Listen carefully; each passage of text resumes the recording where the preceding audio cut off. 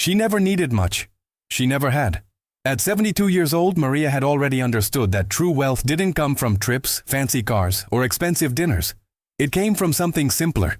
A quiet home, a kettle whistling on the stove, an old couch where she used to nap after lunch. It was a modest house, peeling paint, wooden floors that creaked, but it was hers, fully hers. It had taken 46 years to pay off every cent. She worked as a cleaner, a nanny, a weekend cook. She'd cleaned mansions where she wasn't even allowed to use the bathroom. She came home with blisters on her feet and a tired body, but with a hidden smile, because that pain had a purpose. Her home, that little lot with the blue windows, was the symbol of her victory. More than shelter, it was her sanctuary. And she truly believed she would die there, in peace. Until one day the doorbell rang. It was her son, worried, anxious. He started talking about inheritance, probate, legal documents. He said it was better to plan ahead. "Mom, just put my name on the deed. If anything ever happens, we'll avoid all the red tape. I just want to help." Maria stood in silence for a few seconds. Something inside her paused. She wasn't naive. She had seen things like this on TV, even from a bald American man who yelled hard truths on YouTube. Dave Ramsey. She remembered one line: "If someone needs your name, or your house, just to make things easier, the trap has already started." But it was her son, the boy she had raised alone, the same boy she carried in her arms when she used to scrub hotel bathrooms. How could she doubt him? How could she say no to someone she loved? And that's when it all began. One pen, one signature, one mistake. She didn't know it yet, but she was putting everything she had built at risk. And the scariest part? She's not the only one. Thousands of elderly people make the same decisions every year. Small, quick, full of good intentions, and later, they become irreversible financial scars. But no one talks about it, because it's shameful, because it involves family, and because deep down, no one wants to believe that love can destroy the little they have. But this story, it doesn't end here. What happened next was the real trap. The first change was almost invisible. A late electricity bill. Then, the property tax that seemed to have vanished from the system. Maria thought it was odd but didn't worry. She had always paid everything on time. She kept every bill neatly filed in a blue folder next to the radio in her kitchen.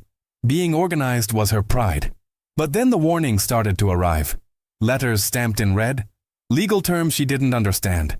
Words like lien, seizure, hold. She took one of the papers to her son. He grabbed it, gave a nervous laugh and said, "Bank stuff, Mom. Don't worry, I'll take care of it." Maria wanted to believe him, and she did, until the calls started. 3, 4 times a day, different numbers, harsh voices, demands for debts that weren't hers, but were now tied to her home. Maria would sit at the kitchen table, phone in hand, in silence, her coffee growing cold, her heart racing. She'd look around at the old furniture, the pictures on the wall, the worn rug in the living room, and feel something unfamiliar, as if that house, her house, was no longer truly hers. She went to the registry office, asked for help. And that's where she heard the words no elderly person ever wants to hear. "Legally, you can't make decisions on this property alone." It felt like a punch to the stomach. She pleaded, said the house was hers, that she had bought it with decades of sacrifice. The clerk replied coldly, "Yes, but now it's jointly owned. Any action requires the other party's consent." The other party? The son who no longer picked up her calls. The same son who used to show up every Sunday with cornbread, now barely replied to her messages. Maria started to see it clearly. Every delay, every silence. It wasn't coincidence. It was avoidance. And then, one morning, a man in a dark suit knocked on the door. Polite but straight to the point. He was there to deliver a court order. Foreclosure proceedings. Her house was in danger. Maria locked the door gently, sat on the living room floor, the paper still trembling in her hands. Outside, the sun was shining like always, but inside everything had gone dark. She wanted to scream, wanted to run, but she was frozen, alone. What once was protection had become a sentence. What once was a home had become a target. The trap was complete. The days that followed were a blur of anguish. Maria began to lose sleep. She'd wake up in the middle of the night, her chest tight, her face wet with tears she didn't even realize were falling. The radio that once played old boleros now sat silent. The curtains she used to open early to watch the street remained closed all day. The phone would ring, she'd let it, because she already knew. It wasn't her church friend or the neighbor's daughter asking for a recipe. It was a collector. It was humiliation. The cruelest part? It wasn't the bank. It wasn't the court. It was his absence. The son she had raised with everything she had. With improvised soups, hand-stitched clothes, nights without dinner so he could eat. The one she defended time and again. At school, at work, even in his marriage. The one she protected, even from his own mistakes, was now hiding. And when he finally answered a message, cold, short, indifferent, everything inside her collapsed. I can't do anything right now, Mom. It's complicated. Try to work it out with a lawyer. Try to work it out with a lawyer. As if she were just another administrative problem. As if 45 years of sacrifice could be forwarded in an email. Maria dragged herself through the house. The rooms felt smaller. The furniture looked older. Everything around her screamed abandonment. Then the official letter arrived. The auction was scheduled. The date felt like an emotional death sentence. There it was, in black and white. Property will be auctioned to partially satisfy the co-owner's debts. She read it, then read it again. And then she stopped fighting. Because she finally understood. No one was coming to save her. The pastor at church tried to help. A friend from the market offered her a spare room. But she didn't want charity. She wanted respect. But by then, dignity was a luxury. She packed a few clothes, gathered her documents, held tight to the remaining photographs, and on the scheduled day she walked out the front door. Alone, no applause, no goodbye, no justice. The bank took the house. The son never showed up again.